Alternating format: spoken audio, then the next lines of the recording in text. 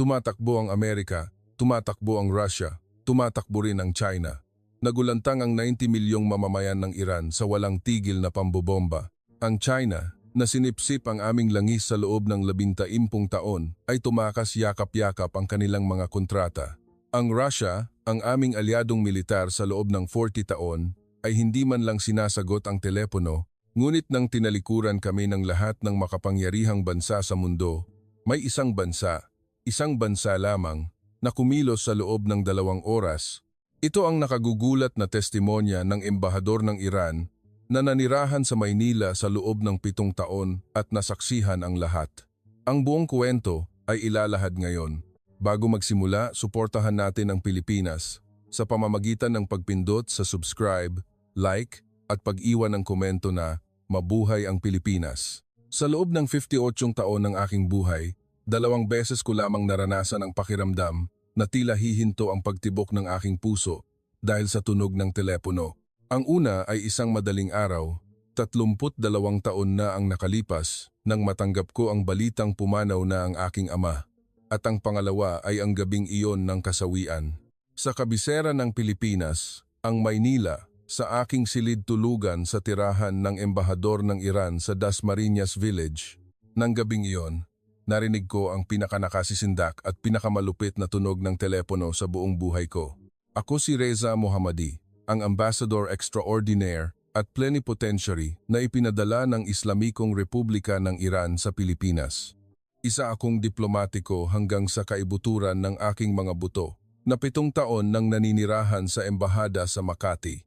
Ngunit ngayon, hayaan ninyo akong gumamit ng isang alias upang mailabas ang lahat ng nakahihiya at kaawa-awang pag-amin sa loob ng 32 taon ng aking karera sa diplomasya. Isang malalim na gabi iyon sa panahon ng amihan sa Maynila na may dalang hindi pangkaraniwang lamig at talim sa hangin. Ang orasan ay nagmamarka ng 2047 ng umaga at ako'y mahimbing na natutulog sa ilalim ng makapal na kumot sa aking silid sa ikalawang palapag ng tirahan. Sa labas, sa mga tahimik na eskinita ng Dasmariñas, ang mga kumikinang na ilaw ng gabi sa Makati ay nagbibigay ng maningning na refleksyon sa salamin ng bintana. Sa sala, ang banayad na halimuyak ng saffron tea na tinimpla ng aking asawa kagabi ay nananatili pa rin. Ngunit sa sandaling iyon, ang espesyal na teleponong pangseguridad ng diplomatiko sa tabi ng aking kama ay biglang umalingaw-ngaw na parang isang nakabibinging sirena, para itong isang bombang sumabog. Sa aking 22 taong karanasan sa serbisyong panlabas, hindi ko na kailangan ng kahit isang segundo para malaman ang nakapangingilabot na kahulugan ng pagtunog ng telepono sa ganoong oras. Ang teleponong ito ay konektado lamang sa isang top secret line ng aming Ministry ng Ugnayang Panlabas sa Iran para lamang sa mga pinakamataas na antas ng emergency. Sa loob ng 32 taon, 3 beses lamang tumunog ang teleponong ito sa madaling araw. At sa lahat ng 3 pagkakataong iyon, ito ay naghatid ng balita tungkol sa kamatayan o digmaan. Nanginginig kong hinawakan ang auditibo. Sa kabilang linya ay ang nagmamadali at nanginginig na boses ng Direktor General para sa gitnang silangan ng ministry sa Tehran. Ginoong Ambassador, kailangan ninyong bumangon agad. Ang ating bansa ay inaatake. Isang malawakang airstrike mula sa Amerika at mga kaalyado nitong kanluraning bansa ang nagsimula 3 oras na ang nakalipas. Ang mga pasilidad na nuklear at base militar sa hilaga ng Tehran ay walang tigil na binobomba at sa kasalukuyan, 70% ng aming kuryente ay nawala at mahigit 90% ng aming linya ng komunikasyon ay naputol na. Nang marinig ko ang mga salitang iyon, nakaramdam ako ng matinding takot na para bang nanigas ang dugo sa aking buong katawan mula sa dulo ng aking mga paa. Ang puso ko ay kumakabog na parang gustong kumawala sa aking dibdib at ang auditibo sa aking kamay ay naging madulas dahil sa pawis. Sinubukan kong itanong ang pinakamahalagang tanong, kumusta ang sitwasyon sa Tehran? Kumusta ang mga sibilyan? Ligtas ba ang aking pamilya? Isang nakabibinging katahimikan ang bumalot sa kabilang linya. Ang maikling katahimikang iyon ay parang 100 taon sa haba at kalupitan para sa akin. Sa wakas, sumagot ang Direktor General sa isang mahina at nanginginig na boses. Ang komunikasyon sa Tehran ay tuluyan ng naputol. Hindi namin matukoy ang sitwasyon sa mga lugar ng sibilyan. Ginoong Ambassador, hindi rin namin makumpirma ang kaligtasan ng inyong pamilya. Labis kong ikinalulungkot. Ang kamay kong may hawak sa auditibo ay nanginginig ng husto.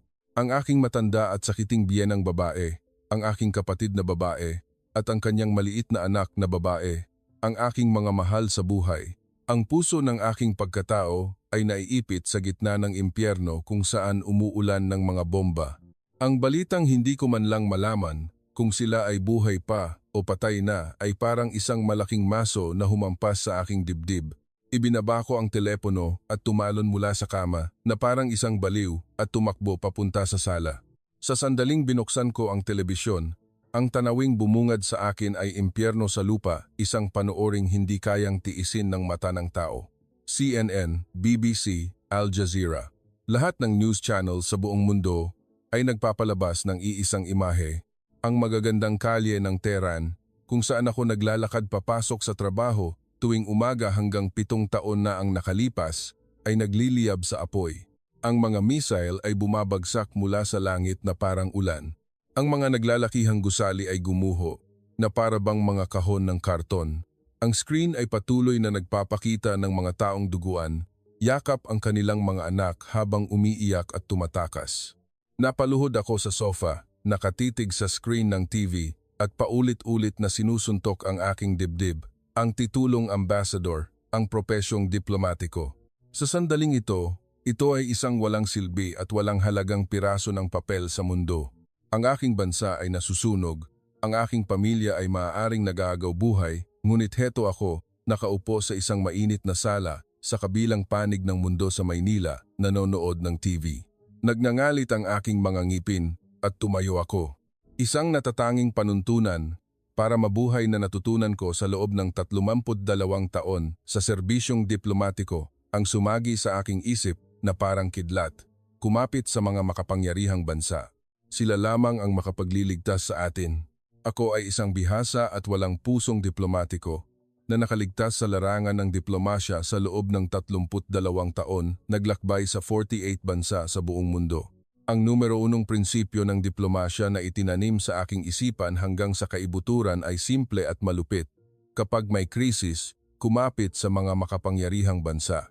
Sila lamang na may hawak ng mga baril at dolyar ang maaaring magpasya sa kapalaran ng mga mahihinang bansa. Ito ang absolutong batas ng diplomasya na inialay ko ang aking buong buhay at hindi ko kailanman pinagdudahan.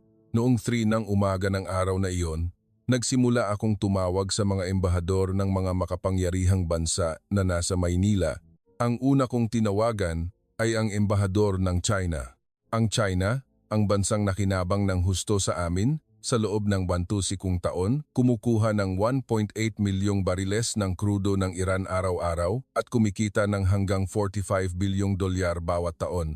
Kung wala ang itim na ginto ng Iran, kalahati ng mga pabrika ng China ay titigil sa operasyon at ang mga ilaw ng kanilang mga lungsod ay mamamatay. Kumbinsido ako na kami ay isang napakahalagang bahagi ng China, tulad ng kanilang mga ugat. Pagkatapos ng 7 ring, sinagot ng embahador ng China ang telepono. Mabilis kong ipinaliwanag ang sitwasyon at hiniling ang agarang suporta ng gobyerno ng China at ang pagpapatawag ng isang emergency meeting ng United Nations Security Council. Ngunit ang boses ng embahador ng China sa kabilang linya ay lubos na naiiba sa aking inaasahan. Walang pagmamadali, walang pag-aalala, walang galit. Ang kanyang boses ay malamig, walang emosyon, at napakapurmal na para bang nakikinig lamang sa balita ng sunog sa kapitbahay. "Reza," sabi niya, "naiintindihan ko ang sitwasyon, ngunit sa kasalukuyan, komplikado rin ang mga bagay sa Beijing. Kailangan naming isaalang-alang ang aming relasyon sa Amerika at ang pagpapatawag ng Security Council ay nangangailangan ng panahon. Iuulat ko ito sa aking mga nakatataas, ngunit mas mabuting huwag kang umasa ng malaki sa ngayon." Hindi ako makapaniwala sa aking narinig.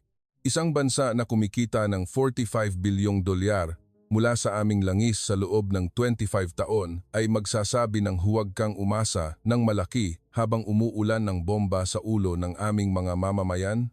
Pinigilan ko ang nag-aalab kong galit at nagtanong pa ng isa. Maaari niyo bang isulong man lang ang isang resolusyon para sa agarang ceasefire sa UN Security Council? Ang inyong bansa ay isang permanenteng miyembro. Sa kabilang linya, tumikhim ang embahador ng China at nagsalita sa isang mababa at duwag na boses. Reza, sa totoo lang, ang pakikipag-away sa Amerika sa panahong ito ay hindi makabubuti sa amin. Diplomatiko ka rin, maiintindihan mo. Biglang pinutol ang tawag. Hawak ko ang auditibo, nakatulala ng matagal, walang pakinabang. Ang tunay na kulay ng dambuhalang bansa na tinawag kaming kapatid sa loob ng 25 taon ay nabuod sa tatlong salitang iyon. Walang pakinabang. Dahil walang pakinabang, ang buhay ng 90 milyong mamamayan namin ay isa lamang basurang papel, ngunit hindi pa ako sumuko. Kung hindi China, nariyan pa ang Russia.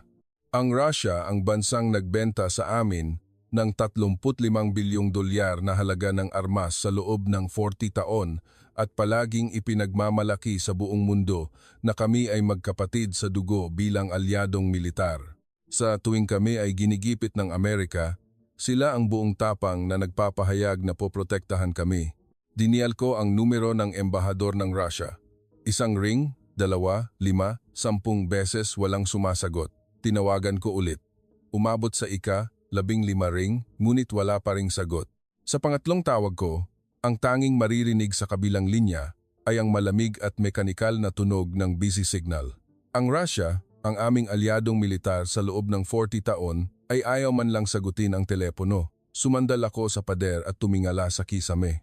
Ang puting pintura sa kisame ay tila nang uuyam sa akin. Oo nga, Amerika ang bumubomba sa amin, kaya wala kaming maaasahan. Ang China ay abala sa pagkalkula ng kanilang interes. Ang Russia ay hindi man lang sinasagot ang tawag. Kung gayon, ang tanging pag-asa na natitira ay ang United Nations Security Council, ang marangyang organisasyon na palaging nagpapanggap na tagapagtanggol ng kapayapaan ng sangkatauhan, ngunit isang oras ang lumipas, ang isang kagyat na balita mula sa Ministry ng Ugnayang Panlabas ay pumutol kahit sa huling hibla ng aking pag-asa sa isang malupit na anunsyo. Sa emergency meeting ng UN Security Council, isang draft resolution para sa ceasefire sa Iran ang iniharap ngunit na veto dahil ginamit ng Amerika ang kanilang veto power. Ang dahilan ng Amerika ay iisa lamang, ipagpapatuloy ang operasyong militar hanggang makumpirma ang kumpletong pag-disable sa mga pasilidad na nuclear ng Iran. Isang bansa na nagpapaulan ng bomba sa 90 milyong sibilyan ay tumatangging mag-ceasefire sa UN Security Council at ang China at Russia. Ang mga bansang dapat sana ay pumigil sa malupit na veto na iyon ay tahimik lamang na nakaupo. Sa sandaling iyon, hinarap ko ang pinakamalupit na katotohanan sa loob ng 22 taon ng aking karera. Para sa mga ito, hindi kami tao sa simula pa lang. Kami ay isang piraso lamang ng lupa na may langis, isang pitaka para bumili ng armas, isang pawn sa kanilang chessboard ng kapangyarihan.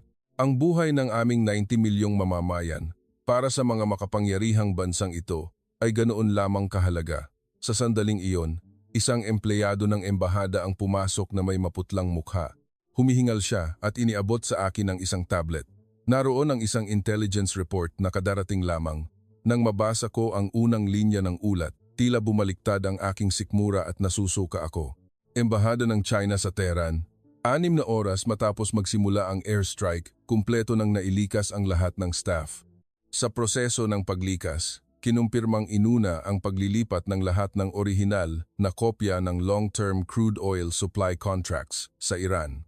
Ang 47 na lokal na empleyadong Iranian ay hindi nakatanggap ng anumang paunang abiso. Ang embahador ng China, bago lumikas, ay sinabi sa isang aide, tapos na ang lahat. Kunin lang ang mga kontrata. Ayos na. Embahada ng Russia, kumpleto na ring nailikas ang lahat ng kanilang staff 8 oras matapos ang airstrike. Ang huling salitang iniwan ng military attaché ng embahada ng Russia sa mga lokal na gwardiyang Iranian ay, "Bahala na kayo sa sarili ninyo." Ibinagsak ko ang tablet sa mesa at tinakpan ang aking mukha ng aking mga kamay. Ang China, na sinipsip ang aming langis sa loob ng 25 taon, ay tumakas dala ang mga kontrata sa halip na mga tao. Ang Russia, ang aming alyadong militar sa loob ng 40 taon, ay nag-iwan ng isang bahala na kayo sa kanilang mga guwardiya at naglaho na parang daga. Ito pala ang mga makapangyarihang bansa. Ito ang tunay na mukha ng mga bansang natutunan kong dapat kapitan sa loob ng 32 taon. Mag-isa akong nakaupo sa walang laman na opisina ng embahada, dinudurog ng pakiramdam ng kawalan ng magawa at nakatulala sa kisame. Ang malamig na hangin ng amihan mula sa Maynila ay pumapasok sa siwang ng bintana na nunuot sa aking likod na parang yelo. Sa kabilang gilid ng Dasmariñas Village, ang maningning na mga ilaw ng Makati ay kumikinang pa rin na parang walang nangyayari. Ang aking bansa ay nagliliyab sa apoy, ngunit ang Maynila ay napakatahimik. Ang matinding pagkakaibang iyon ay sumasaksak sa aking puso na parang patalim, wala nang makakapitan. Mahigit 5 na ng umaga. Nakaupo ako na tila nakahiga sa sofa ng aking opisina, walang buhay na nakatitig sa screen ng TV. Sa screen, ang aking bansa ay patuloy na nasusunog at wala akong magawa. Ang marangyang titulo ng diplomatiko ngayon ay isang walang silbing balat na mas masahol pa sa basura. Tinalikuran na kami ng lahat ng makapangyarihang bansa. Ang United Nations ay napatunayang isa lamang huwad na organisasyon at ako ang pinakawalang kaya at kaawa-awang tao sa mundo. Nakaupo sa isang mainit na silid sa Maynila at pinapanood ang aking mga kababayan na unti-unting namamatay sa TV. Sa sandaling iyon, ang ordinaryong teleponong diplomatiko sa aking mesa ay tumunog. Sa una, nag-atubili akong sagutin. Siguradong isa na namang formal na tawag ng pakikiramay mula sa kung saang bansa. Ipinapahayag namin ang aming malalim na pagkabahala. Sinusubaybayan namin ang sitwasyon. Kung may kailangan kayo, sabihan niyo lang kami.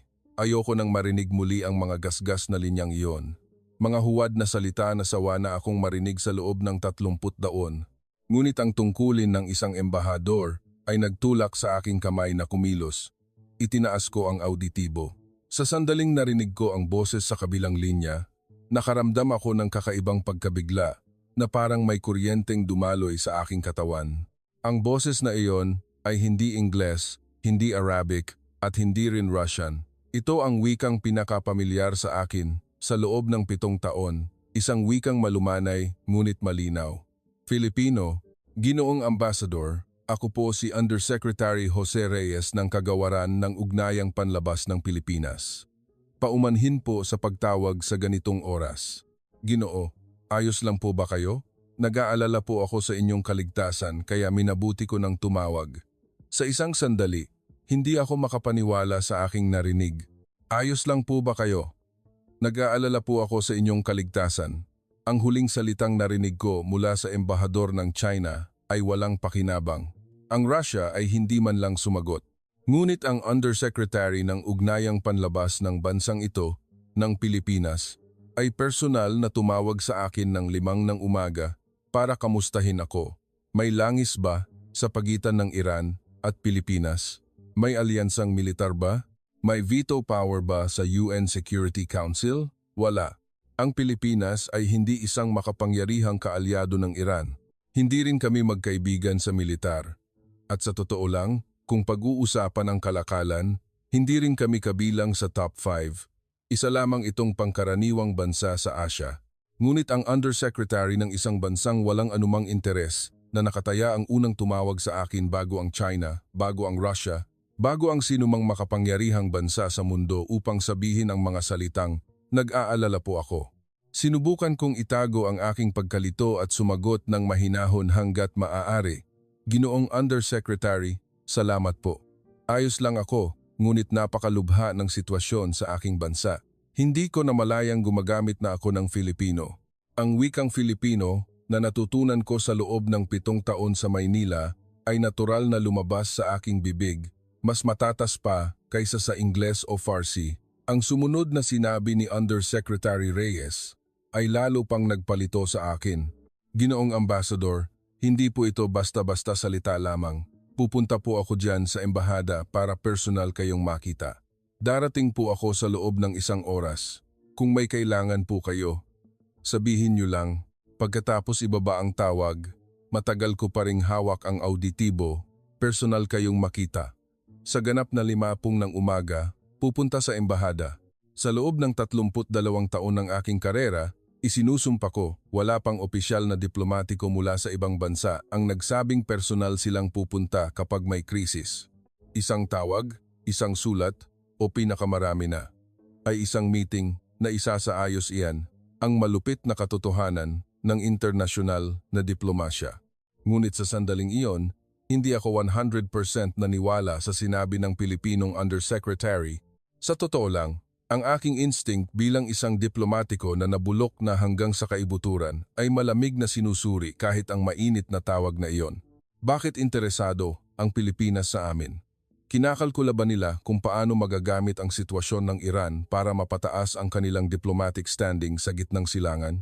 O isa ba itong hakbang para sa kanilang seguridad sa enerhiya upang harapin ang pagtaas ng presyo ng langis? Sa huli, ito ay kalkulasyon pa rin ng interes. Walang kabutihan sa mundong ito na libre. Ang numero 1 prinsipyo ng diplomasya na namahala sa akin sa loob ng 32 taon ay umaalingaw-ngaw sa aking isipan. Lahat ng diplomatikong aksyon ay palitan ng interes. Walang kabutihang walang katumbas na halaga. Habang hinihintay ko ang pagdating ng Pilipinong Undersecretary, nagsimula akong maghanda ng listahan ng mga tanong sa aking isip upang basahin ang kanyang tunay na intensyon. Ano ang gusto niya? Pagtaas ng importasyon ng krudo ng Iran? Mga kontrata para sa mga proyektong reconstruction sa gitnang silangan? O kailangan ba niya ng boto ng Iran sa pandaigdigang entablado? Makalipas ang eksaktong 1 oras, tumunog ang doorbell ng embahada, hindi pa noon 6 ng umaga. Nang buksan ng staff ang pinto, sa gitna ng malamig at mahangin na kalye ng Dasmariñas sa umaga ng taglamig, nakatayo roon si Undersecretary Jose Reyes ng Kagawaran ng Ugnayang Panlabas. Nakataas ang kwelyo ng kanyang jacket. Sa kanyang 2 kamay, may dala siyang 2 paper bag na umuusok pa. Ginoong Ambassador, masyado pang maaga kaya wala akong masyadong nadala pero kumain muna tayo ng mainit na pandesal at uminom ng mainit na tsokolate habang nag-uusap. Sigurado akong hindi pa kayo kumakain. Tumingin ako sa mga pandesal at sa mga baso ng mainit at umuusok na tsokolate at sa isang sandali, hindi ako makapagsalita. Pinutulan ako ng tawag ng embahador ng China at sinabing walang pakinabang. Hindi man lang sinagot ng embahador ng Russia ang telepono. Ang Amerika ay nagpapaulan ng bomba sa aming bansa.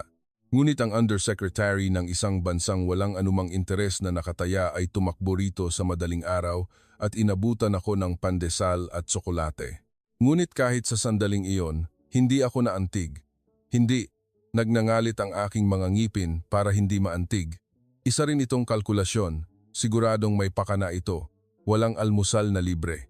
Ang isinumpang sakit ng pagiging isang 32 taong diplomatiko ay malamig na tinatapakan ang isang bagay na mainit na nagsisimulang umusbong sa aking puso.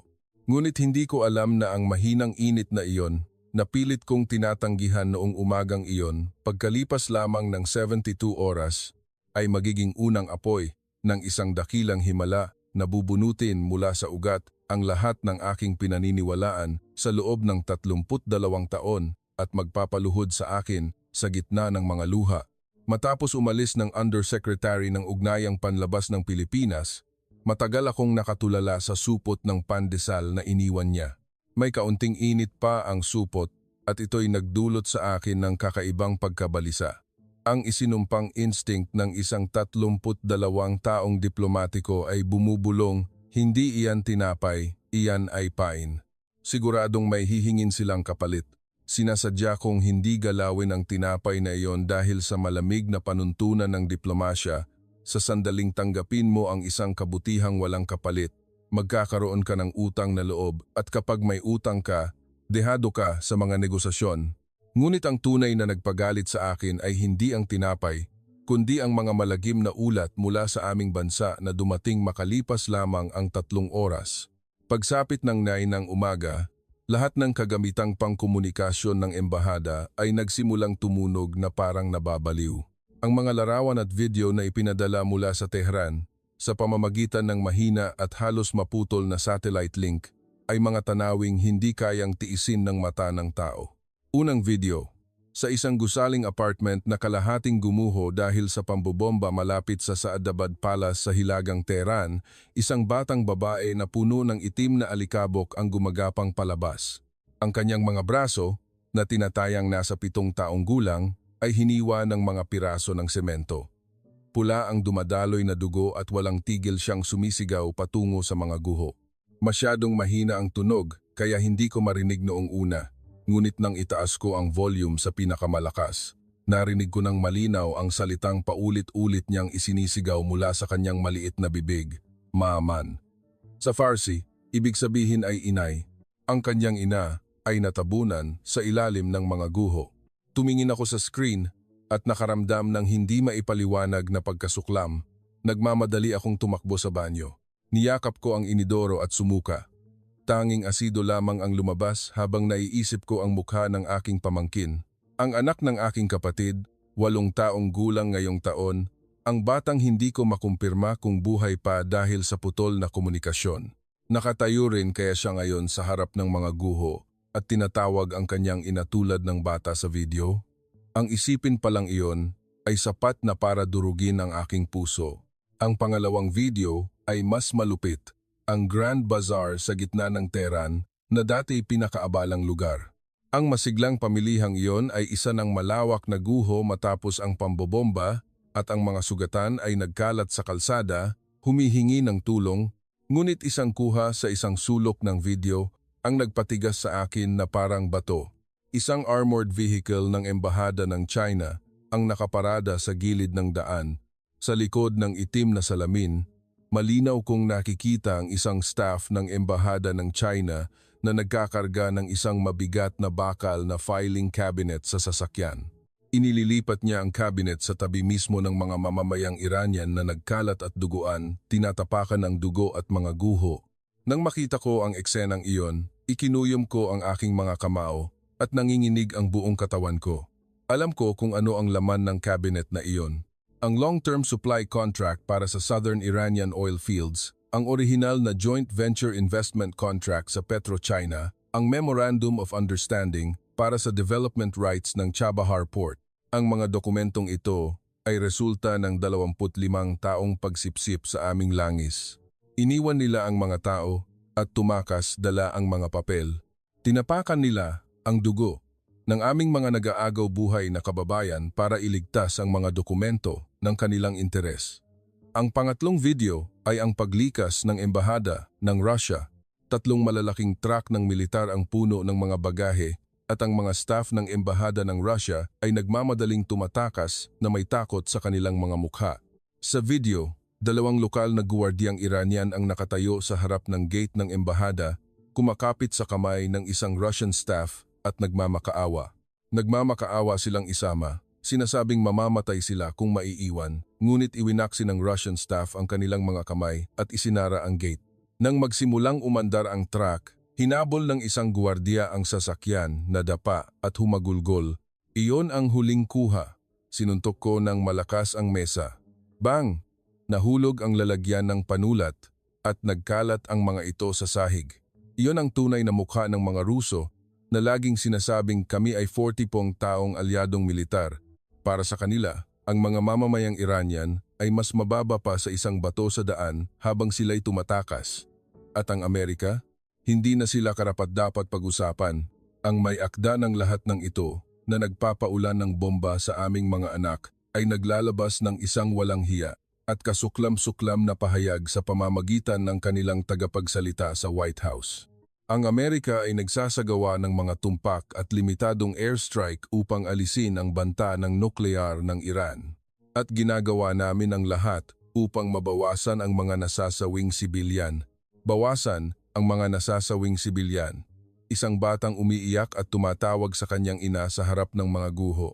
Mga ospital na puno ng mga sugatan kaya't umaapaw ang dugo hanggang sa mga pasilyo. At ito ang pagbabawas.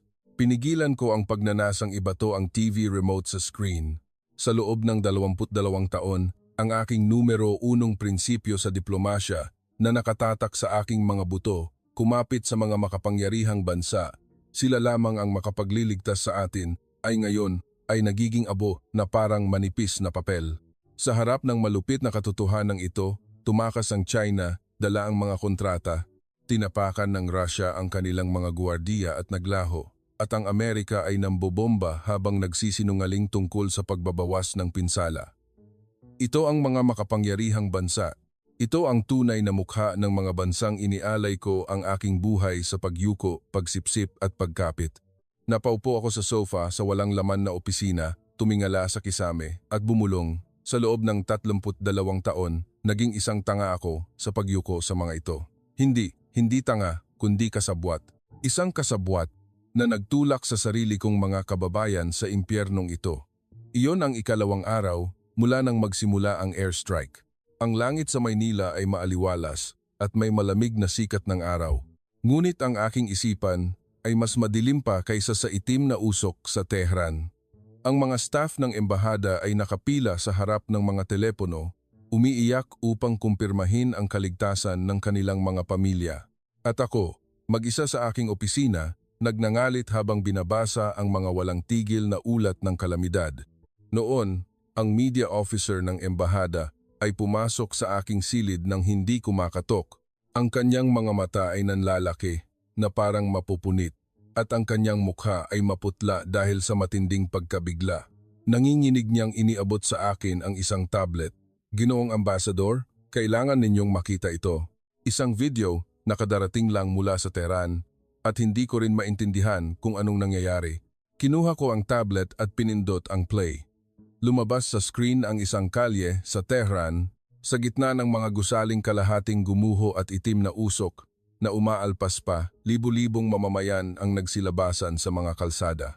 Iyon mismo ay hindi nakakagulat. Sa panahon ng digmaan, karaniwan nang lumabas ang mga tao, ngunit nang makita ko kung ano ang hawak nila, ang kamay kong may hawak sa tablet ay hindi sinasadyang nanginig. Hawak nila ay mga watawat, ngunit hindi ito ang tatlong kulay na watawat ng Iran o ang watawat ng Islamikong Republika na simbolo ng revolusyon. Ang watawat na sabay-sabay na iwinawagayway ng libu-libong tao ay may pula at asul na may puting tatsulok at sa gitna ay isang ginintuang araw na may tatlong bituin. Ito ang pambansang watawat ng Pilipinas. Muntik ko nang mabitawan ang tablet. Inulit ko ang video at pinanood muli. Malinaw na malinaw. Sa gitna ng kalsadang naging abo, mga sugatang may benda, mga inang may bitbit na sanggol, mga matatandang may tungkod libu-libong mamamayang Iranian ang may hawak na mga gawang kamay na watawat ng Pilipinas at nagsilabasan sa kalye. At mula sa kanilang mga bibig, isang sigaw ang umalingaw-ngaw, "Pilipinas, Pilipinas." Pinahinto ko ang video at matagal na tumitig sa screen. Hindi ko maintindihan kung bakit Pilipinas. Ano ang koneksyon sa pagitan namin at ng Pilipinas? Hindi ang China na bumili ng aming langis sa loob ng 25 taon, hindi ang Russia na 40 taong alyadong militar. Bakit ang pangalan ng Pilipinas, isang pangkaraniwang bansa sa Asya sa kabilang panig ng mundo, ang isinisigaw ng aming mga kababayan? Agad kong sinubukang kontakin ang Ministry ng Ugnayang Panlabas sa Tehran, ang tagapagsalita ng ministry na masuwerteng nakausap ko sa pamamagitan ng mahinang satellite link, ay nagsalita sa boses na mas nalilito pa kaysa sa akin. "Ginoong Ambassador, hindi lang sa Tehran. Sa Isfahan, Shiraz at Tabriz, parehong pangyayari ang nagaganap. Sa mga pangunahing lungsod sa buong bansa, ang mga tao ay kusang loob na gumuguhit ng watawat ng Pilipinas at nagsisilabasan. Hindi ito organisado ng gobyerno at walang anumang puwersang politikal ang sangkot. Ang mga tao mismo ang nagsimula nito. At, Ginoong Ambassador, may kagyat na utos mula sa pamahalaan. Ang utos ay formal na hilingin ang tulong ng gobyerno ng Pilipinas, humiling ng pagpapadala ng medical mission at mga tauhan para sa reconstruction." Ibinaba ko ang tawag at matagal na tumingin sa labas ng bintana. Sa kabila, sa mga tahimik na kalye ng Dasmariñas Village, ang mga ilaw ng matataas na gusali ay kumikinang sa hamog ng taglamig. Magulo ang aking isipan. Bakit Pilipinas? Ano ang dahilan? Sinimulan kong gamitin ang lahat ng aking kakayahan sa malamig na pagsusuri bilang isang diplomatiko upang hanapin ang sagot. Pumasok ako sa silid-aklata ng embahada at sinimulang buklatin ang mga file ng ugnayang diplomatiko sa pagitan ng Iran at Pilipinas. At doon, natuklasan ko ang mga nakagugulat na piraso ng kasaysayan na hindi ko napansin sa loob ng 7 taon kong paninirahan sa Maynila, Avenida Maynila, isang kalsada sa Tehran na itinayo 50 taon na ang nakalipas sa pamamagitan ng pawis at luha ng 2,000 Pilipinong construction worker sa gitna ng disyerto ng Iran, ang Philippine Engineering Battalion. Isang espesyal na puwersa na ipinadala ng Pilipinas sa UN Peacekeeping Mission sa South Sudan kung saan sila ay nagpawis at nakibahagi sa hirap kasama ang mga lokal na residente. Ang Level 2 Field Hospital Peacekeeping Force sa South Sudan. Mga taong nagdala ng stethoscope sa halip na baril, ginamot ang libu-libong pasyente, itinayong muli ang mga gumuho na paaralan at tinuruan ang mga bata ng arnis. Ang palayaw na ibinigay ng mga lokal sa mga sundalong Pilipino, mga sugo ng kapayapaan mula sa silangan. Binasa ko ang mga talaang iyon at nanginginig ang aking kamay, kaya't hindi ko na maibuklat ang pahina. 7 taon. Nanirahan ako sa bansang ito sa loob ng 7 taon nang hindi nalalaman ang lahat ng katotohanan ito. Hindi. Siguro alam ko, ngunit hindi ko ito pinahalagahan. Sa mata ng isang diplomatiko, ang Pilipinas ay isa lamang kasosyo sa ekonomiya na mahusay sa paggawa ng tela at produktong agrikultural. Hindi ko kailanman seryosong inalam kung ano ang ginawa ng Pilipinas sa aming lupain sa gitnang silangan at kung anong uri ng puso ang iniwan ng mga Pilipino sa aming disyerto. Ngunit ngayon, ang aking 90 milyong kababayan sa gitna ng impyerno ng pambobomba ng Amerika ay sumisigaw ng pangalan ng walang iba kundi ang Pilipinas. Ang mga butil ng pawis mula 50 taon na ang nakalipas, ang mga talaan ng paggamot sa libu-libong tao, ang mga alaala ng mga batang tumatawa habang natututo ng arnis, lahat ng ito ay lumampas sa kalahating siglo at sumabog sa gitna ng digmaang ito. Naupo ako sa isang silya sa silid-aklatan, hinawakan ang aking ulo at bumulong sa loob ng 7 taon. Ano ba ang nakita ko sa bansang ito? Bandang 3 ng hapon ng araw na iyon, isang staff mula sa lobby ng unang palapag ng embahada ang nagmamadaling tumawag sa akin sa intercom. Ginoong Ambassador, may bisita po, isang matandang Pilipino, at iginigiit niyang makita kayo. Wala po siyang appointment, pero kahit anong sabihin namin, ayaw niyang umalis. Karaniwan, hindi ako tumatanggap ng mga bisitang walang appointment. Ang posisyon ng embahador ay may mga patakaran at pamamaraan. At lalo na sa isang sitwasyong krisis tulad nito, ang pakikipagkita sa isang hindi kilalang bisita ay hindi angkop sa seguridad. Ngunit hindi ko alam kung bakit may kung anong bagay sa aking puso ang nag-udyok sa akin na hindi tumanggi. Siguro dahil manhid na ang aking pakiramdam sa mga malagim na balita mula sa aking bansa. Sinabi ko, papasukin ninyo siya. Pagkalipas ng 3 minuto, bumukas ang pinto ng aking opisina. Nakatayo sa pintuan ng isang matandang Pilipinong lalaki, mga 80 taong gulang. Hindi siya katangkaran, payat ang pangangatawan, bahagyang kuba ang likod, at ang kanyang buhok ay puting-puti na parang niebe. Nakasuot siya ng malinis, ngunit lumang asul na jacket na may ilang bahaging pudpud na, at isang kamay niya ay maingat na yakap-yakap, sa kanyang dibdib ang isang lumang brown na paper bag. Ngunit ang unang nakakuha ng aking pansin ay hindi ang kanyang kasuotan o mukha, kundi ang kanyang mga kamay. Ang mga kamay na iyon ay lubos na naiiba sa anumang kamay na nakita ko sa aking 58 taon ng buhay. Ang mga buko ng kanyang mga daliri ay malalaki at magaspang, at ang kanyang mga palad ay bitak-bitak. May malalalim na guhit ng kalyo na hindi kayang alisin ng anumang sabon. Ang kanyang mga kuko ay sira-sira, at sa pagitan ng kanyang hintuturo at hinlalato ay may isang makapal at matigas na kalyo na parang bato. Marahil ay dahil sa matagal na paghawak ng mabibigat na bagay. Tiyak na hindi ito mga kamay ng isang musikero o ng isang iskolar o ng isang opisyal na nagbubuklat ng mga papel. Ito ay mga kamay ng isang taong ginugol ang kanyang buong buhay sa pakikipaglaban sa bakal, semento at bato upang lumikha ng isang bagay. Mga kamay ng isang manggagawa. Ginoong Ambassador, salamat po sa pagtanggap sa akin. sabi ng matanda sa isang malinaw ngunit bahagyang nanginginig na boses. Sa Filipino. Sumagot ako sa Filipino. Tuloy po kayo, maupo po kayo. Ano po ang sadya ninyo? Umupo ang matanda sa sofa ngunit hindi binitawan ang brown na paper bag na yakap niya. Na para bang may laman itong mas mahalaga pa sa kanyang buhay. Dahan-dahang nagsalita ang matanda. Ginoong Ambassador, ako po ay 24 taong gulang na. Ang pangalan ko po ay Pedro de la Cruz. Ginoo, 52 taon na po ang nakalipas, napunta ako sa Iran. Hindi ko na malayang napasulong ako sa aking upuan. 52 taon na ang nakalipas sa Iran. Nagpatuloy ang matanda. Noong 22 anyos po ako, napili akong construction worker ng isang kumpanyang Pilipino na pupunta sa Iran. Ang trabaho po namin ay magtayo ng isang malaking kalsada sa Tehran, ang kabisera ng Iran. Alam niyo po ba kung ano ang pangalan ng kalsadang iyon? Avenida Maynila po. Ginoo, alam niyo po ba na sa gitna ng Tehran ay may isang kalsadang nagngangalang Maynila? Tumango ako.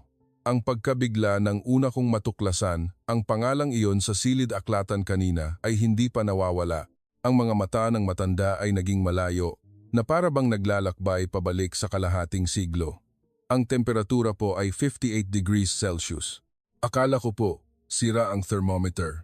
Hindi iyon init na kayang mabuhay ng tao. Kung magbabasag ka ng itlog sa lupa, maluluto ito sa loob ng 1 minuto. Kailangan naming gumising ng 4 ng umaga at magtrabaho bago sumikat ang araw. Sa tanghali, napakainit na kung hahawak ka ng bakal, mapapaso ang balat ng iyong palad. Kung hahawak ka ng pala, matutuklap ang iyong balat at dudugo. Pero hindi po kami tumigil. Tumingin ang matanda sa kanyang magaspang na mga kamay na nakapatong sa braso ng sofa, ang mga kalyo at bitak. Ang mga sugat na natamo sa disyerto ng Iran, 22 taon na ang nakalipas ay naroon pa rin. Bakit po ninyo ginawa iyon? Tanong ko. Inangat ng matanda ang kanyang ulo at diretsyong tumingin sa akin. Ginoong Ambassador, alam niyo po ba kung gaano kami kahirap noon sa Pilipinas? Mayroon kaming tinatawag na panahon ng taggutom. Kapag wala nang makain, kailangan naming maghukay ng kamoteng kahoy, magbalat ng puno para ilaga. Ang nanay ko, dahil walang bigas, naglulugaw gamit ang dinurog na katawan ng saging para mapakain kami. Kapag kinain mo iyon, lalaki ang tiyan mo at sasakit buong araw. Pero kung hindi ka kakain, mamamatay ka sa gutom. Kaya kailangan naming kumain. Galing po kami sa ganoong bansa. Nanginginig ng bahagya ang boses ng matanda. Sabi nila, kung pupunta kami sa Iran, kikita kami ng pera. Kung ipapadala namin ang perang iyon sa aming pamilya sa Pilipinas, hindi sila mamamatay sa gutom. Kaya pumunta po kami. Kahit mamatay, pupunta kami. Nagtrabaho kami doon ng 5 taon. Kung mababali ang daliri namin, lalagyan lang namin ng balot at papasok pa rin kinabukasan. Kung mahihimatay kami sa init, magpapabuhos kami ng 1 tabong tubig at paggising, hahawak ulit ng pala. Ganoon po namin itinayo ang Avenida Maynila, maingat na binuksan ng matanda ang brown na paper bag. Mula sa loob, kinuha niya ang isang lumang itim at puting litrato. Ang mga gilid ay naninilaw na at may maraming tupi, ngunit ang tanawin sa larawan ay buhay na buhay pa rin. Sa gitna ng walang katapusang disyerto ng buhangin, isang malawak na aspaltadong kalsada ang diretsyong umaabot. Sa kalsadang iyon, 12 dosenang kabataang Pilipino na nakasuot ng lumang damit trabaho at helmet ang nakaakbay sa isa't isa, nakangiti. Sa likod nila, isang malaking granitong monumento ang nakatayo kung saan nakaukit ang mga salitang Avenida Maynila sa Farsi at Filipino.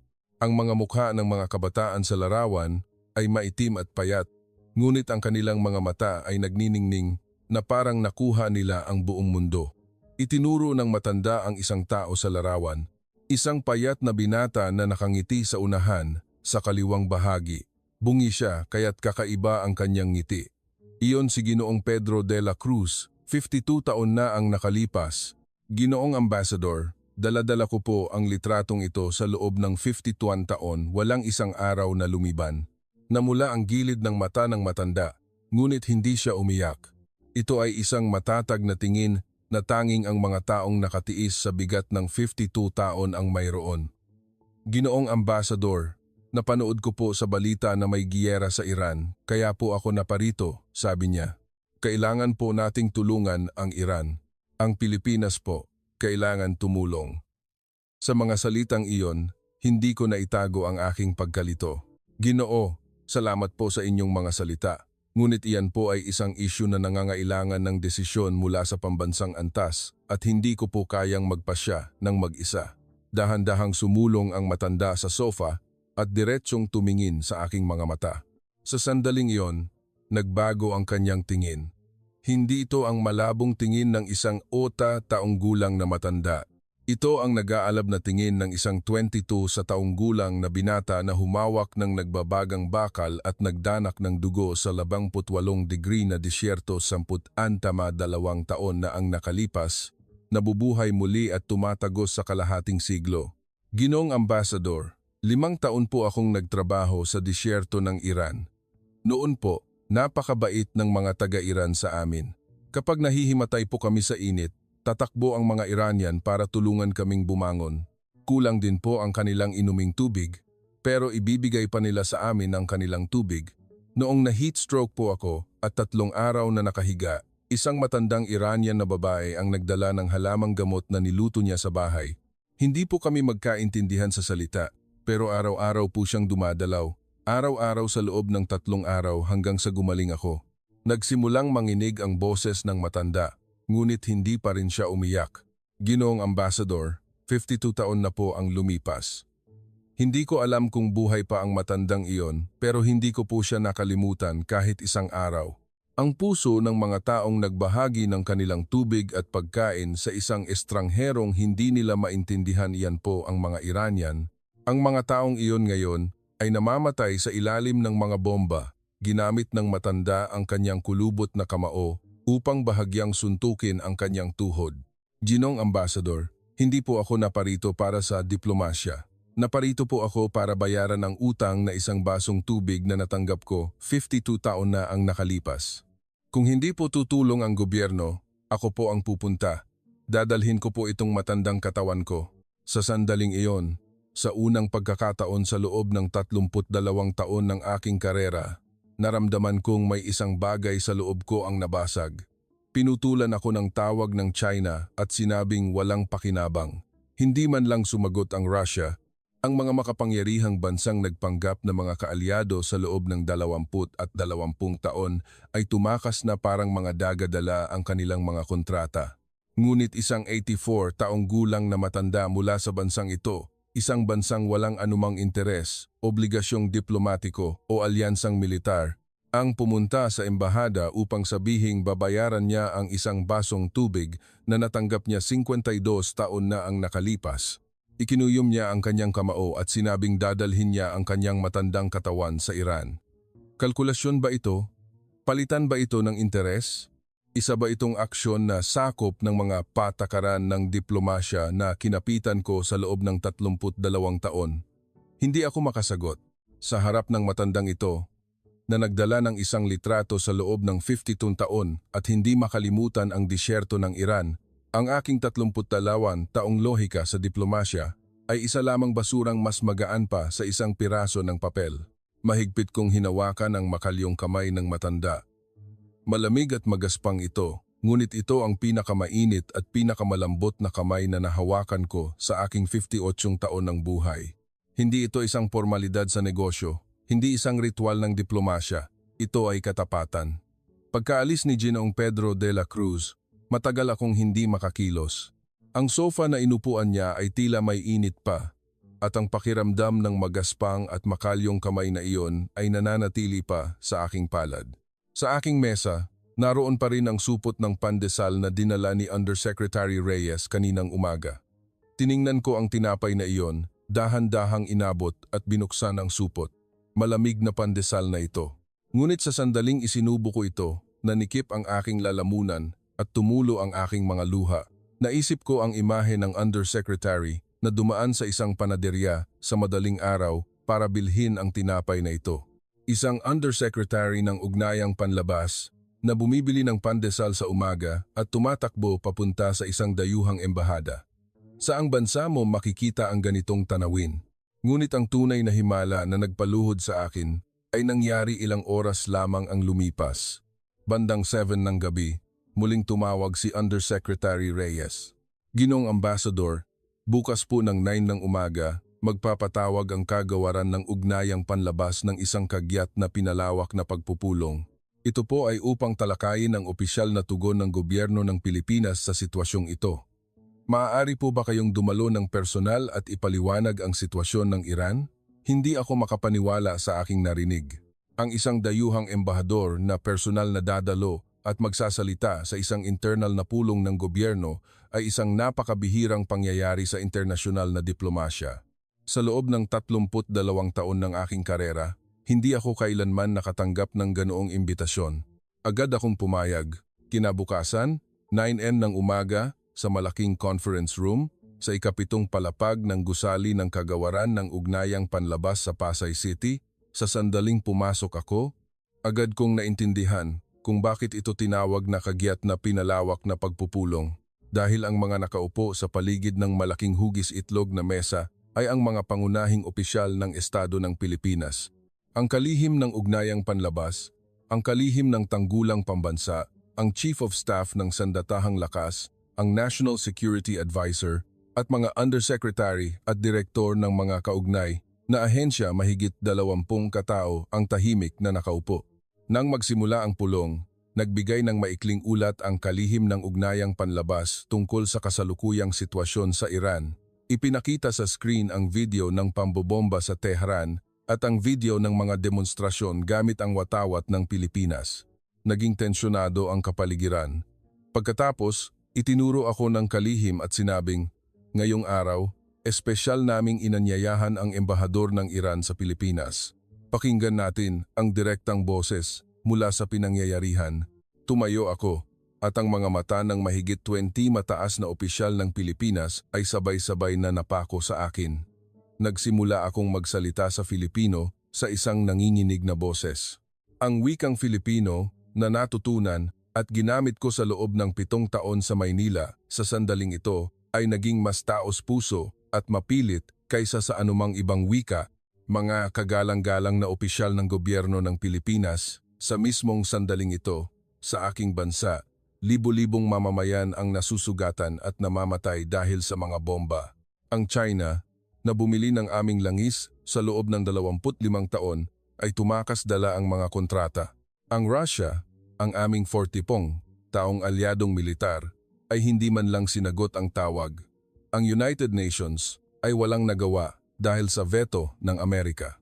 Nang tinalikuran kami ng lahat ng makapangyarihang bansa, ang 90 milyong mamamayan ng Iran ay kusang loob na gumuhit ng watawat ng Pilipinas at sumigaw ng pangalan ng Pilipinas.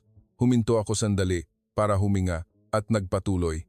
Kahapon, isang matandang Pilipino ang pumunta sa aking embahada, isang 80 taong gulang na lalaki.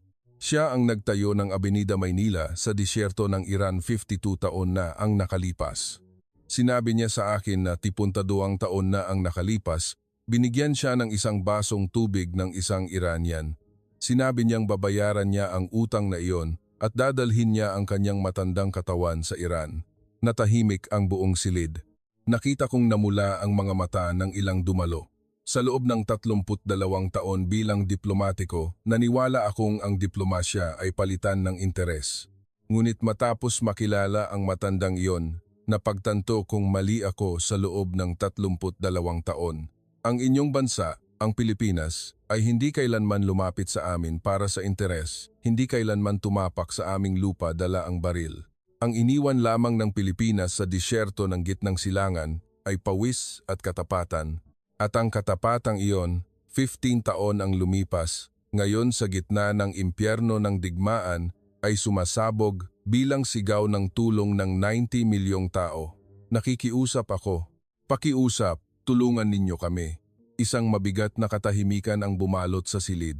Sa katahimikang iyon, nagsalita ang kalihim ng tanggulang pambansa sa isang seryosong boses. Ang mga salita ng Ginoong Ambassador ay nakakadurog ng puso at isang seryosong hiling. Gayunpaman, mula sa panig ng kagawaran ng tanggulang pambansa, hindi namin maiiwasang magpahayag ng mga praktikal na alalahanin. Sa kasalukuyan, ang rehiyon ng Iran ay isang aktibong sona ng labanan dahil sa operasyong militar ng Amerika. Ang pagpapadala ng ating mga tauhan doon ay isang direktang panganib sa kaligtasan ng ating mga mamamayan. Higit pa rito, ang Amerika, ang bansang umaatake sa Iran, ay isang pangunahing kaalyado natin.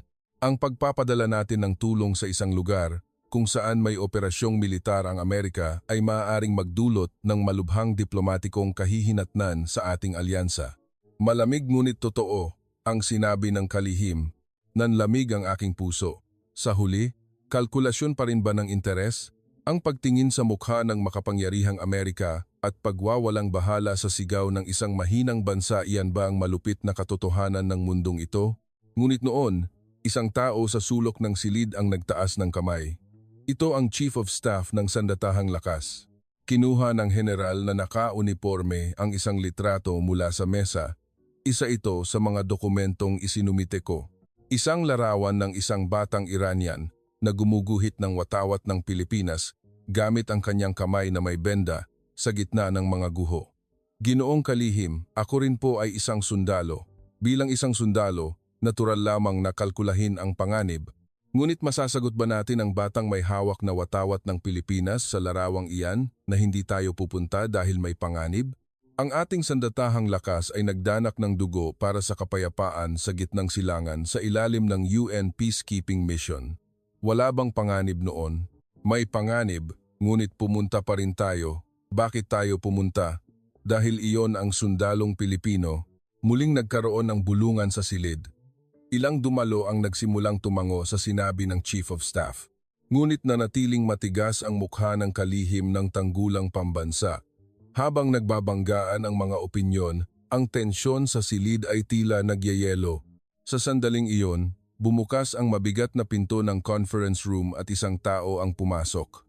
Ang halos 20 mataas na opisyal na nakaupo ay sabay-sabay na tumayo. Ito ang Pangulo ng Pilipinas.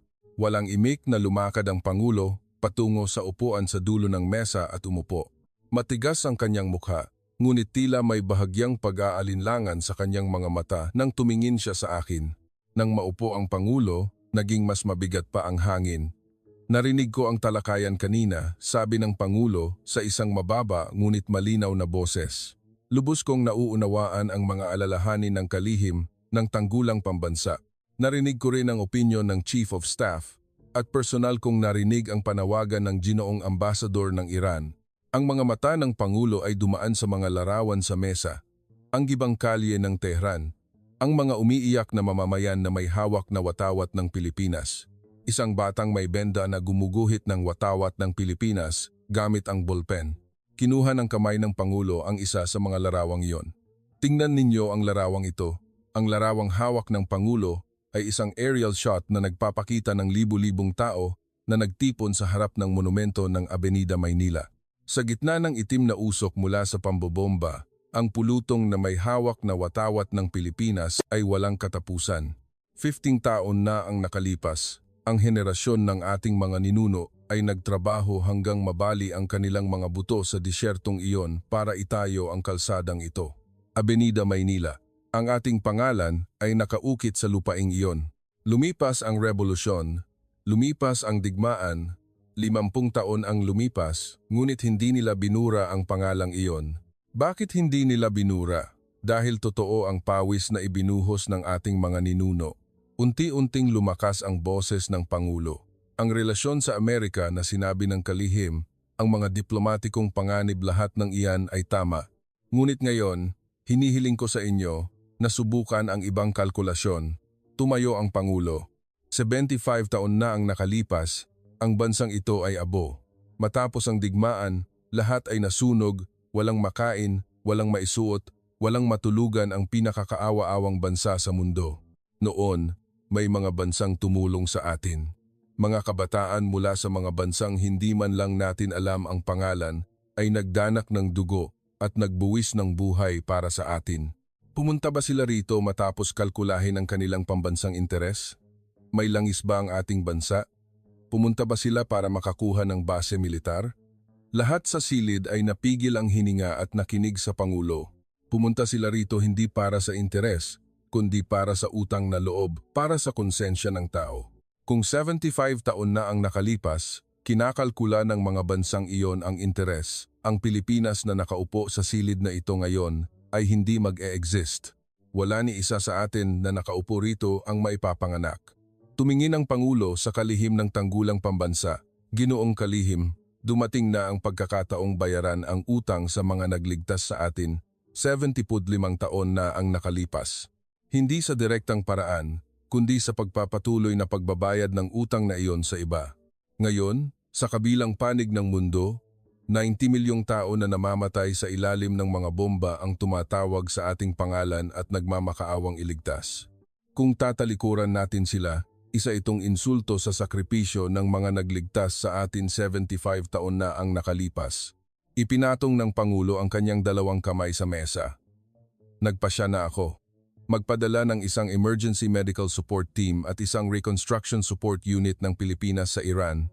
Hindi isang combat force, kundi isang hukbo ng kapayapaan na may dalang stethoscope sa halip na baril, may dalang semento sa halip na bomba.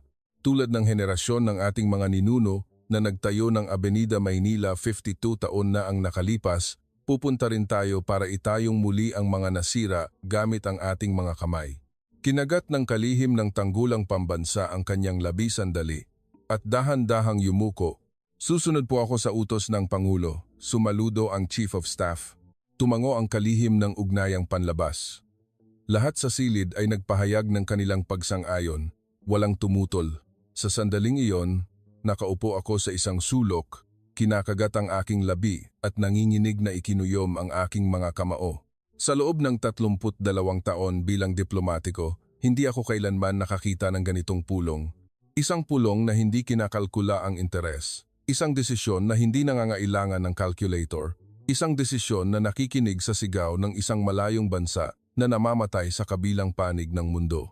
Mas mahalaga pa kaysa sa mukha ng isang dambuhalang kaalyado tulad ng Amerika. Ito ang Pilipinas. Matapos ang pulong, hindi ako makatayo.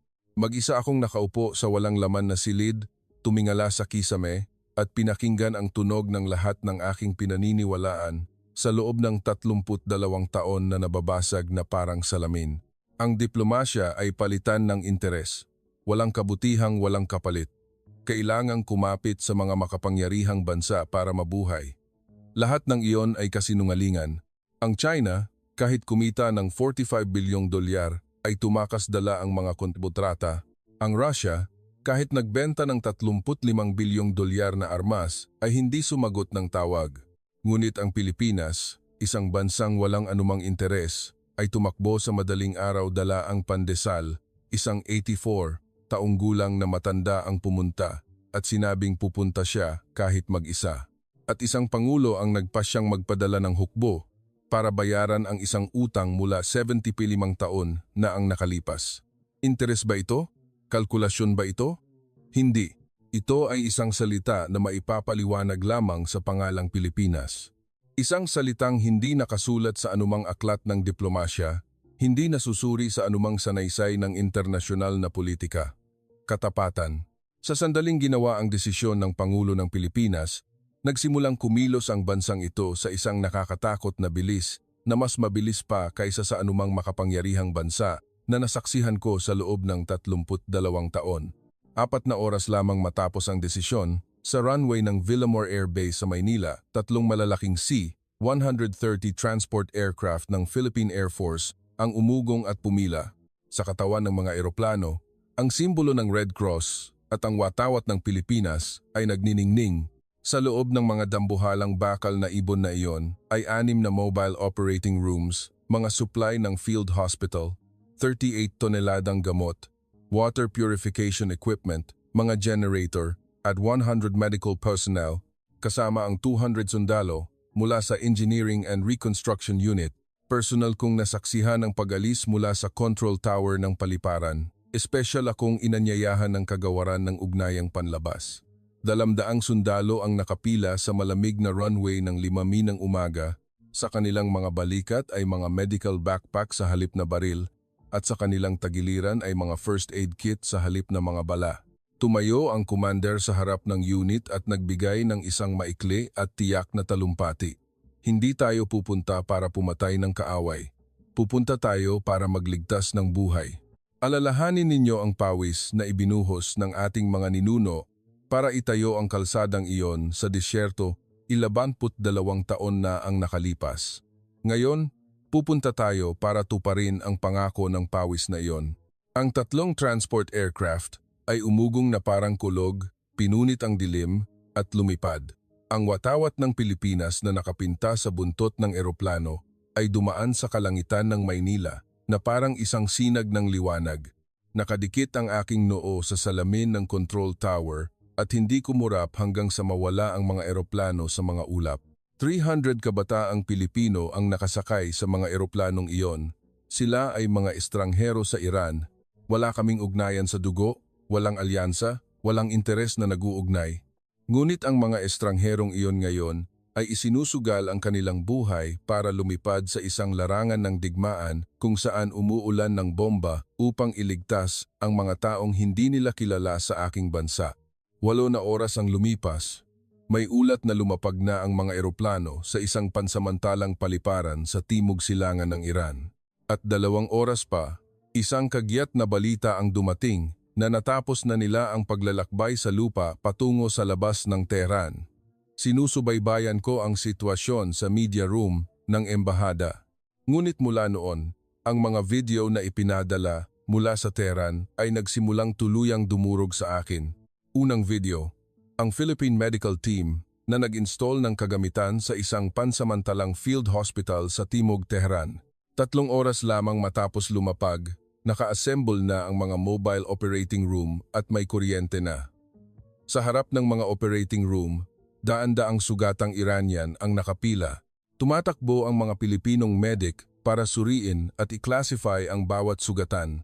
Ngunit sa video, isang batang Pilipinong medic ang binuhat ang isang sugatang batang Iranian.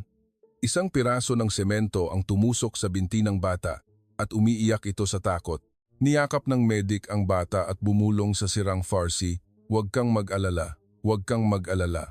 Ikalawang video, ang mga sundalo ng Philippine Engineering Corps. Itinayong muli ang isang gusali ng elementarya sa Tehran na gumuho. Sa likod ng mga sundalong Pilipinong puno ng alikabok at pawis na naglalatag ng mga ladrilyo, ang mga Iranian na nanonood ay isa-isang lumapit at tumulong magbuhat. Walang nagsalita. Ngunit ang tanawin ng mga sundalong Pilipino at mamamayang Iranian na magkatabing nagtatayo ng pader ay patunay ng isang alyansang mas matibay kaysa sa anumang diplomatikong kasunduan. Ikatlong video. Ito ang video na tuluyang nagpabagsak sa akin. Sa Avenida Maynila sa Hilagang Tehran, sa harap ng 50 taong gulang na monumento, libu-libong Iranian ang nagtipon. Nagtipon sila sa pansamantalang paghinto ng mga airstrike. Hawak pa rin nila ang mga gawang kamay na watawat ng Pilipinas. Ngunit sa gitna ng pulutong, isang sundalong Pilipino na may watawat ng Pilipinas ang naglalakad. Isang batang sundalo mula sa Reconstruction Unit. Nang huminto ang sundalong iyon sa harap ng monumento ng Avenida Maynila at sumaludo, sabay-sabay na sumigaw ang libu-libong Iranian. "Mabuhay ang Pilipinas! Dumating na ang Pilipinas! Ligtas na tayo!" Nang tumagos ang sigaw na iyon sa maliit na speaker ng screen sa embahada at tumama sa aking tainga, hindi ko na kinaya. Nadulas ako sa aking upuan at napaluhod sa sahig. Ang baluting diplomatiko na namahala sa aking kaluluwa sa loob ng 32 taon, ang malamig na pader ng interes at kalkulasyon, ay nabasag na parang salamin sa harap ng sigaw ng libu-libong tao. At sa sandaling iyon, isang pinakanakagugulat na ulat ang dumating mula sa Tehran, ang reaksyon ng Iranian Revolutionary Guard. Ang Revolutionary Guard ay ang pinakamalakas at pinakamalupit na armadong organisasyon sa Iran. Ang hindi pagpapahintulot sa dayuhang militar na pumasok sa teritoryo ng Iran ay isang bakal na prinsipyo para sa kanila. Nang pumasok ang Philippine Support Team sa Tehran, may mga alalahanin mula sa panig ng Pilipinas na hindi maiiwasan ng isang sagupaan. Ngunit ang nilalaman ng ulat ay ganito. Sa daan kung saan pumasok ang Philippine Medical Team sa gitna ng Tehran, 4 na armored vehicle ng Revolutionary Guard ang pumila. Gayunpaman, hindi nila hinarang ang team. Sa halip, Ang 4 na armored vehicle ay pumunta sa harap at likod ng convoy ng Pilipinas, bumuo ng isang escort formation at tiniyak ang isang ligtas na daan. Ang pag-escort ng Revolutionary Guard sa isang dayuhang hukbo ay isang pangyayaring hindi pa naganap sa kasaysayan ng Islamikong Republika ng Iran. Binasa ko ang ulat na iyon at malalim na naunawaan kung bakit nila ito ginawa dahil ang Pilipinas ay hindi kaaway ng Iran. Dahil hindi sila dumating na may baril, kundi may stethoscope, dahil hindi sila dumating para magnakaw ng langis, kundi para itayong muli ang mga nasirang paaralan. Dahil ang mga inapo ng mga nagtayo ng Avenida Maynila gamit ang kanilang mga kamay, 52 taon na ang nakalipas ay bumalik para itayong muli ang mga nasira gamit ang kanilang mga kamay. Kahit ang Revolutionary Guard na armado hanggang sa ngipin, ay kailangang ibaba ang kanilang mga baril at magbigay daan sa harap ng ganoong katapatan. Tanging katapatan lamang ang maaaring manalo laban sa baril. Iyon ang gabing iyon, matapos kumpirmahin ang lahat ng nakakaantig na balita mula sa Iran, pinatay ko ang lahat ng ilaw sa aking opisina at mag-isang naupo sa dilim. Sa labas ng bintana ay ang tahimik na gabi ng Dasmariñas Village. Ang mga ilaw ng kalsada ay kumikinang sa hamog. Ang tanawing pinagmamasdan ko gabi-gabi sa loob ng 7 taon, ngayon ay mukhang lubos na naiiba. 7 taon na ang nakalipas nang una akong dumating sa lungsod na ito, ganito ko inilarawan ang Pilipinas. Isang umuusbong na ekonomiya sa Asya, mahusay sa paggawa ng tela at produktong agrikultural, isang katamtamang kasosyo sa kalakalan para sa Iran. Isang bansa, wala nang iba. Sa loob ng 7 taon, dumalo ako sa daan-daang diplomatikong pagtitipon, nagsagawa ng 12-dosenang mga pag-uusap at nagpalitan ng libu-libong diplomatikong sulat. At nakita ko lamang ang panlabas na anyo ng Pilipinas, ang GDP nito, ang laki ng eksportasyon, ang lakas militar, ang impluensyang diplomatiko. Sinubukan kong unawain ang bansang ito sa pamamagitan lamang ng mga numero, estadistika at papel. Ngunit sa mga nagdaang araw, nakita ko ang tunay na mukha ng bansang ito, hindi mga numero, kundi mga tao. Isang undersecretary ng ugnayang panlabas na tumakbo sa isang dayuhang embahada ng 5 ng umaga, dala ang pandesal. Isang 84 taong gulang na matanda na pumunta para bayaran ng isang basong tubig na natanggap niya 22 taon na ang nakalipas. Isang pangulo na nagpasyang magpadala ng hukbo ng walang kalkulasyon, sinasabing oras na para bayaran ang isang utang mula sa 25 taon na ang nakalipas. 300 kabataan na lumipad sa isang larangan ng digmaan, dala ang stethoscope sa halip na baril. Isang medic na yumakap sa isang batang Iranian at bumulong, "Huwag kang mag-alala, ito ang Pilipinas." Ang tunay na puso ng bansang ito na tiningnan ko lamang sa labas at hindi nakita ang loob sa loob ng 7 taon. Dahan-dahan kong binuksan ang drawer ng aking mesa sa dilim. Sa loob ay isang kopya ng itim at puting litrato na iniwan ni Ginoong Pedro de la Cruz. Ang larawan ng mga payat na binatang nakangiti sa harap ng monumento ng Avenida Maynila, 52 taon na ang nakalipas. Kinuha ko ang litrato at itinaas ito sa harap ng kalangitan ng gabi sa Maynila na nakikita sa bintana. At noon, sa wakas ay lubos kong naunawaan kung bakit 90 milyong Iranian ang tumawag sa pangalan ng Pilipinas at hindi sa Amerika, China o Russia. Hindi dahil sa lakas militar ng Pilipinas, hindi dahil sa lakas ekonomiya nito, at lalong hindi dahil sa ito ay isang permanenteng miyembro ng UN Security Council. Ang Pilipinas ay walang armas nuklear at hindi isang superpower na nagdidikta sa mundo. Ngunit ang Pilipinas ay may isang natatanging sandata na wala sa anumang makapangyarihang bansa, katapatan. Ang katapatan ng mga payat na binatang nagdanak ng dugo sa disyerto 50.2 taon na ang nakalipas para magtayo ng isang kalsada. Ang katapatan ng mga nagdala ng stethoscope sa halip na baril sa larangan ng digmaan at nagligtas ng buhay. Ang katapatan ng mga nakipagkapwa sa mga lokal na sundalo sa disyerto ng UAE at tinawag na kapatid. At ngayon, ang katapatan ng pagpapadala ng 300 kabataan sa isang larangan ng digmaan ng walang anumang interes. Ang 45 bilyong dolyar ng China, ang 35 bilyong dolyar ng Russia, at ang mga aircraft carrier ng Amerika ay hindi kayang gawin ang nagawa ng katapatan ng Pilipinas. Isang butil ng pawis mula 52 taon na ang nakalipas ay lumampas sa kalahating siglo at naging isang binhi ng himala na nabuhay sa puso ng 90 milyong tao. Ang alyansang itinali ng dolyar at baril ay naglaho na parang mga daga pagkatapos ng isang bomba, ngunit ang tiniwalang itinayo ng Pilipinas sa pamamagitan ng pawis at mga kamay ay hindi natinag kahit kaunti pagkatapos ng 50 taon, pagkatapos ng madugong revolusyon at pagkatapos ng mga bomba ng digmaan. Ito ang tunay na batas ng diplomasya. Ang sagot na hinahanap ko sa loob ng 32 taon ay narito mismo sa maliit ngunit dakilang bansang ito, ang Pilipinas. Kinabukasan, tumunog ang doorbell ng embahada. Nang buksan ang pinto, nakatayo roon si Ginoong Pedro de la Cruz. Sa kanyang mukha, wala na ang lungkot tulad ng una naming pagkikita, kundi isang maningning at payapang ngiti. Ginoong Ambassador, napanood ko po sa TV. Nagpadala na po ng medical team ang Pilipinas sa Iran, hindi po ba? Opo, Ginoo. Naipadala na po namin. Dahil po sa inyo, umiling siya.